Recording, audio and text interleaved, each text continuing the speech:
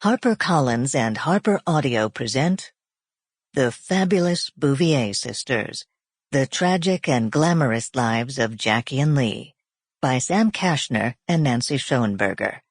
Read by Bernadette Dunne. Ithaca.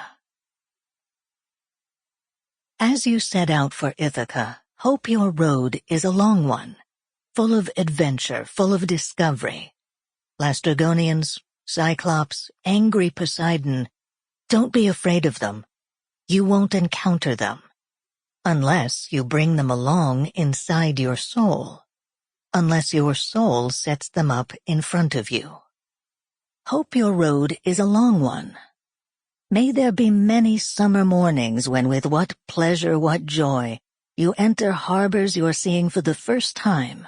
May you stop at Phoenician trading stations to buy fine things, mother of pearl and coral, amber and ebony, sensual perfume of every kind, as many sensual perfumes as you can.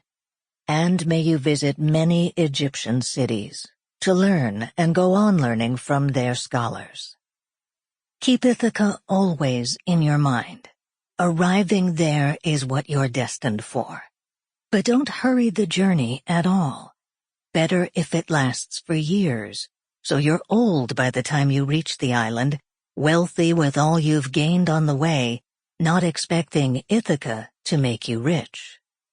Ithaca gave you the marvelous journey. Without her you wouldn't have set out.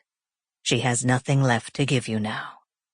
And if you find her poor, Ithaca won't have fooled you. Wise as you will have become, so full of experience, you will have understood by then what these Ithacas mean. C.P. Cavafy. They walk the one life offered from the many chosen. Robert Lowell. Prologue. Girls who have everything are not supposed to do anything. Never praise a sister to a sister. Rudyard Kipling. Jackie Kennedy, the greatly admired former First Lady, was diagnosed with non-Hodgkin's lymphoma at the age of 64. The illness spread rapidly through her body, and Jackie opted to die at home, in her spacious apartment at 1040 Fifth Avenue in Manhattan.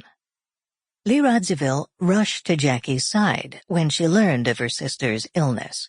For a brief time their long, complicated relationship seemed to melt away, and they were just sisters, as close as they had been in their youth.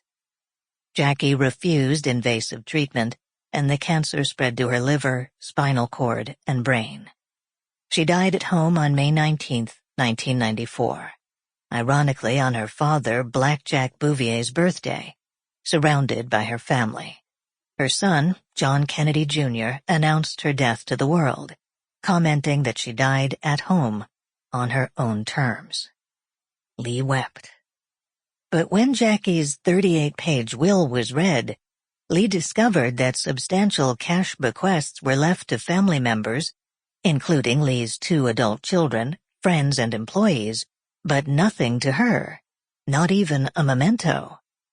Jackie's last words to her sister, for whom I have great affection, were, "I have made no provision in this my will for my sister, Lee B. Radziwill, for whom I have great affection, because I have already done so during my lifetime. I do wish, however, to remember her children, and thus I direct my executors to set aside the amount of $500,000 for each child surviving me of my sister, Lee B. Radziwill." She left her 1/6 share of Hammersmith Farm to her stepbrother Yusha, to whom Jackie had remained close throughout her life.